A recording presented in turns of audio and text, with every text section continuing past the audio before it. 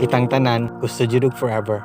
Makakita og babaeng gusto nimo makauban sa kalipay ka sakit, di jud kabiyaan. Happy kaay ko sa akong first love nga akong higugmaon nga wa jud paglubad. Giplanuhan ko ang tanan, babaeng gipangandoy, makuha lang. Sa mga higala nangayo kog tambag, sa dihang nikalit siya og kausab. Babae kong gipangandoy, pangandoy na lang ug dili na mausab. Sa kasakit ug kapait sa akong gibati, akong pagtan-aw sa kinabuhi, wala jud nabati. Kay ako nasayod luyos sa panganod, adunay kahayag nga sa akong abaga mohalog.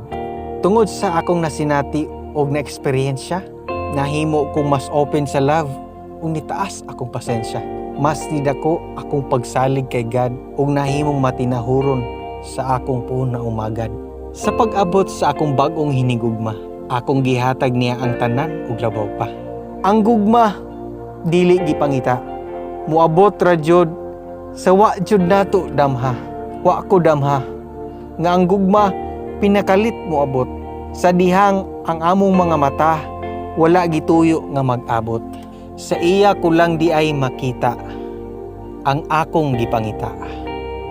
Ang gugma nga pinasahi nga ang Ginoo lang ang nagpili.